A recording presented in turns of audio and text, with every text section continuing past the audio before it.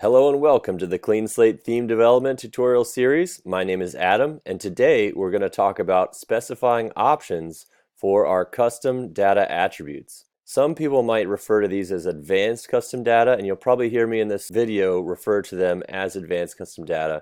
Just know that those two terms are interchangeable. If we go back to a site that we talked about in a previous video, this is the Spartan Race site, and it is built off of SuperTheme, which uses this concept of slots to kind of compose pages using components or patterns. So for example, this page has a hero component here, it's got a back page component here, and a media object component here.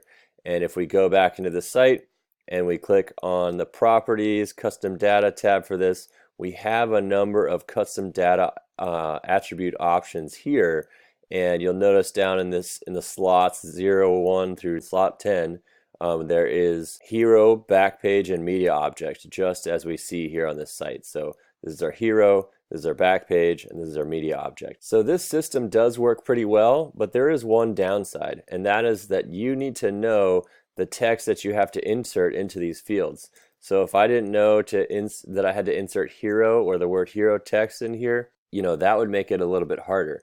So what if we could, instead of having to type the word hero in there, we could have that slot 1 pre-filled with the values that are available to that custom page data attribute. That, my friends, is where specifying options for custom page data comes in. So if you go to the CleanSlate CMS site, click on How To's and Tips, Theme Development Custom Data, you'll notice here on the right there's a page that says Specifying Options for Custom Page Data. With this, we are essentially able to take custom data that is looking like this. So for example, is it sunny outside today, to transform it to be able to use HTML5 input types like select, checkbox, and here are the types available. So checkbox, number, radio, select, string, text, area, or URL. So what that looks like. So you have the ability to create checkboxes in custom data just like this. You have the ability to enter a field that only accepts the type of number. So I can type numbers in this field, but I cannot type any characters into that field. You can have input types that are radios. So if you want to be able to have a list pop up and only be able to select one of them, that's a radio input. You can have an input type of select. So for a select element, so this might in particular be helpful for sites that use SuperTheme, because you could then specify like hero, backpage, and media object in a select dropdown right here. You can also select input types of text. So for example, this input type has also a range of min length to the max length. So I can enter 4 to 8 characters, and when I get to 8, I can't enter any more text. You can have it be a text area. So if you have a longer string that you want to insert via custom page data, you can do that as well. And you can restrict your input type to be a URL. So if it doesn't start with a particular like HTTP colon, or HTTPS colon, then it's gonna say that's not allowed. So let's go through an example of what that might look like now and how you can transform your custom page data to be advanced custom page data. So to basically limit it to what values you can enter here. So I have this custom page data value or key that says, is it sunny outside today? And if I switch over to my code editor here, this is the backpage template, pretty standard stuff. We've seen custom data attributes before. This is a very standard custom data attribute that we've created and that you see right here in the custom data page properties tab. So to start us off, let's look at making this custom page data attribute, instead of just it displaying is it sunny outside today with underscores, let's look at making it display an actual sentence with spaces in it. If I go back over to my template, the backpage template, this is our custom data attribute. To make a custom data attribute fancy or have options, it has to start like it normally starts, but at the end of it you add a colon, and then for our purposes in this example, I'm going to add a title attribute. So I'm going to say title, and then I'm going to surround the title in quotes, and I'm just going to write, "Is it sunny outside today?" Switch over to my browser, hit refresh. It refreshes. I go to the back page properties, custom data, and you'll note that right now you can see that the underscores have disappeared. I've got a question mark there. It's got a capital letter in the front. So it is appropriately displaying our title. Now let's see if we want to add a description to this custom data attribute. So let's go back to our code editor here. I'm going to hit enter and type description, and then I'm going to say look outside. Is it sunny? Hit save and go back to my browser. Refresh the page. Page properties. Custom data.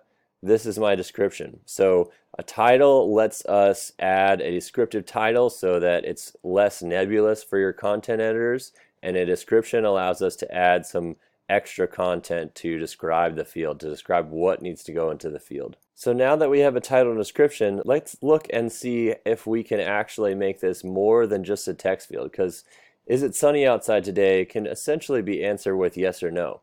So let's go ahead and make this actually a radio and give the user some options. So I'm going to switch back over to my code editor here, and underneath my custom data attribute, which is this, and before the title attribute, what I'm going to put in here is I'm going to put type radio. Okay, I'm going to save that, and at the bottom here I'm going to add options. So I'm going to have options, and then I'm going to have yes and no. All right, and I'm going to save that and switch over to my browser, hit refresh, and we're going to go to properties, custom data, and look, there is our radio, right? So we now have "is it sunny outside today" with a choice of yes or no. So the user no longer needs to know to type yes or no. They can just select it from this radio selection right here, and there's also description. So at this point, I'd like to point out that you can add a number of options to your custom data attributes. So there's really no limit to the amount of options you can have under here. So if I could type maybe under here, hit refresh and go to page properties and go to custom data, and it shows up, right? You can have any number of options available for your custom data attributes. So while we're here, I want to point out that there's a very specific way that you need to create your custom data attributes, okay? So I have outlined some things that we need to watch out for. So to start with, there are some values that don't require quotes, and then there's some values that absolutely do require quotes. So the values that do not require quotes are the actual custom data attribute name. So in this case, that's "is it sunny outside today?" That does not require quotes. Primitive values, so anything that's uses the word true or false does not need quotations. Numbers do not need quotations. So if you have, one of your options was 1, 2, or 3, for example, these do not need quotes because they are primitive values. And your input types don't need quotations. If you are looking at that right here, you'll notice that I did not quote the radio input type. All right, but things that do need quotes are all strings. So this means sentences, any sentence fragments, URLs, anything with special characters. All right, a very common thing that we see with custom data and having it act funny is when people have a sentence just like this one and it has an apostrophe in it. So whenever you're doing custom data, try to make sure that you're using a double quote. So when I say double quote, I mean this is a double quote versus this is an apostrophe or a single quote. So make sure that your outer wrapping, the thing that's wrapping your sentence or sentence fragment is a double quote. Make sure also that you are following the appropriate rules that we've outlined in previous videos. 2 spaces, a dash, a space, and then all of these stay in line with your custom data attribute. right? And then the same thing, if you have options or some sort of key value pair that needs indented, make sure you indent it and follow the similar pattern. Now, if you were to add another custom data attribute to this, you can do that just like this. So you can either leave a space between the custom data attributes as long as there's no value there, or you can have this just butt up right against your other custom data attribute. I generally like to leave a space because it keeps it a little bit more readable. And let's just make this, is it rainy outside? I'm going to save that, go over here, hit refresh, go to page properties, custom data, and is it rainy outside today? Is it sunny outside today? So that is how you add multiple advanced custom page attributes to your page. And keep in mind too, as usual, we are putting these in the Backpage template, so they are only available in the Backpage template. If you want them in your theme for all of your templates, you would put them in your config.yml file, and they would be available for Backpage, blog index, blog articles, all that stuff right there. So now you're probably asking, well, okay, so I've shown you how to do radio buttons in a text field. What other things are available? And that is all these options that I just went through earlier in the video. You can actually go to our documentation, and we have examples of all these things. So if you scroll down, there's a couple examples here. There's one with a radio, there's one with select, and then there's this GitHub gist that has all sorts of advanced custom data types and fields. So if you need a number, a text field, a string, a select box, whatever, all of these examples, you can kind of copy and paste and change these examples to suit your needs. And again, if you're asking how to use these, you would say, okay, you would do it just like you would normally do. Say you had an H1 and you could say, is it sunny outside today? And then you would say our page data name equals, and give it the name of your custom page data. So is it sunny outside today? And it would output yes or no based on your selection in the CleanSlate custom data page properties right here. So just to show you a couple of examples in the wild, this is the Do-It-Yourself Outdoors site. This theme and site runs a lot on their Backpage template. So some of the things that we do in custom page data is checking to see if we want to show this kind of hero with a background image in here.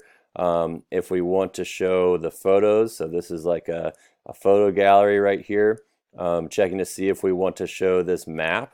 So this is an ArcGIS map, and then there's Google Maps directions, there's comments.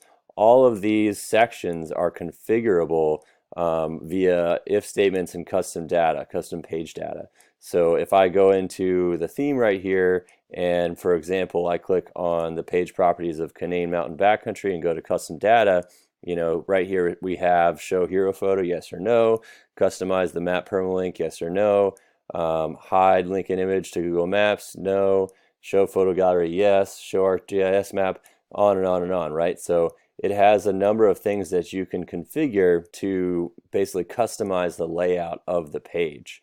And similarly, if you are using the design system has a very similar setup. It's actually got a ton of things that use custom page data that you can configure your page based on advanced custom page data. If you're working with Hammer on your local machine, again, the formatting has not changed here. You need to have your inside your mock data file, there's the site key. You're going to have a data key, and then you're going to have your custom site or custom data attribute right here, your custom page data attribute right here, and that is going to come from where you define it up here. So you would take this value, copy it, go to your mock data file, and paste it in right there, and then you would give it a value.